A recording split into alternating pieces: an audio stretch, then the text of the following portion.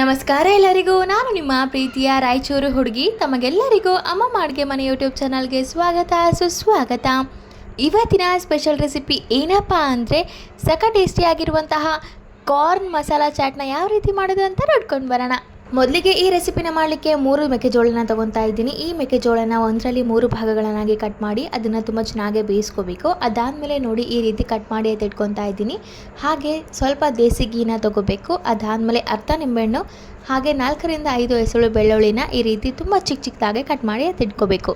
ಮೊದಲಿಗೆ ಈ ರೆಸಿಪಿನ ಮಾಡಲಿಕ್ಕೆ ಒಂದು ಕಡಾಯಿ ಕೂಡ ಕಾಯಲಿಕ್ಕೆ ಇಟ್ಟಿದ್ದೆ. ಕಡಾಯಿ ಇನ್ನೇನು ಕಾದಾಗಿದೆ ಅಂದಮೇಲೆ 2 ಟೇಬಲ್ ಸ್ಪೂನಷ್ಟು ತುಪ್ಪನ ಹಾಕ್ತಾ ಇದ್ದೀನಿ. ತುಪ್ಪದ ಬದಲಿಗೆ ನೀವು ಬೆಣ್ಣೆ ಕೂಡ ಹಾಕ್ಕೋಬೋದು.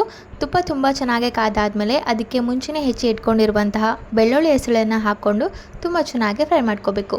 ಬೆಳ್ಳುಳ್ಳಿ ಸ್ವಲ್ಪ ಗೋಲ್ಡಿಶ್ ಆಗಬೇಕು, ಅಲ್ಲಿವರೆಗೂ ಅದನ್ನು ಫ್ರೈ ಮಾಡ್ಕೋಬೇಕು.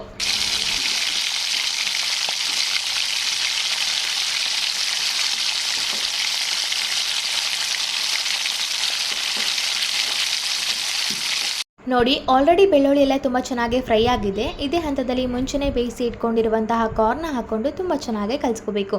ಅದಾದಮೇಲೆ ರುಚಿಗೆ ತಕ್ಕಷ್ಟು ಉಪ್ಪು, 1 ಟೇಬಲ್ ಸ್ಪೂನಷ್ಟು ಅಚ್ಕಾರದ ಪುಡಿನ ಹಾಕ್ತಾ ಇದ್ದೀನಿ. ಅಚ್ಕಾರದ ಪುಡಿ ಬದಲಿಗೆ ಕಾಳು ಮೆಣಸಿನ ಪುಡಿ ಕೂಡ ಹಾಕೋಬಹುದು. ಅದಾದಮೇಲೆ ಅರ್ಧ ಟೇಬಲ್ ಸ್ಪೂನಷ್ಟು ಧನಿಯಾ ಪುಡಿನ ಹಾಕ್ತಾ ಇದ್ದೀನಿ. ಎಲ್ಲವನ್ನು ಹಾಕ್ಕೊಂಡು ತುಂಬ ಚೆನ್ನಾಗಿ ಕಲಿಸ್ಕೋಬೇಕು. ಕಲಿಸುವಾಗ ಧನಿಯಾ ಪುಡಿ ಸ್ವಲ್ಪ ಕಡಿಮೆ ಅನಿಸಿದರೆ ಇನ್ನೊಂದು ಅರ್ಧ ಟೇಬಲ್ ಸ್ಪೂನ್ ಧನಿಯಾ ಪುಡಿನ ಹಾಕೋಬೋದು.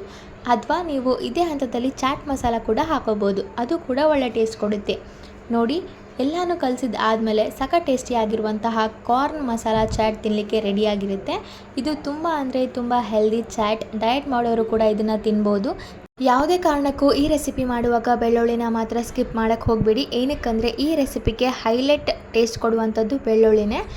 ಸೊ ನೋಡಿದ್ರಲ್ಲ, ಇದಾಗಿತ್ತು ಇವತ್ತಿನ healthy and tasty corn masala chaat recipe. ಈ ರೆಸಿಪಿ ನಿಮಗೇನಾದರೂ ಇಷ್ಟ ಆಗಿದ್ದರೆ ಅಮ್ಮಮ್ಮ ಅಡುಗೆ ಮನೆ ಯೂಟ್ಯೂಬ್ ಚಾನಲ್ಗೆ ಲೈಕ್ ಮಾಡಿ, ಶೇರ್ ಮಾಡಿ, ಕಮೆಂಟ್ ಮಾಡಿ ಹಾಗೂ ಸಬ್ಸ್ಕ್ರೈಬ್ ಮಾಡಿ. ಧನ್ಯವಾದಗಳು.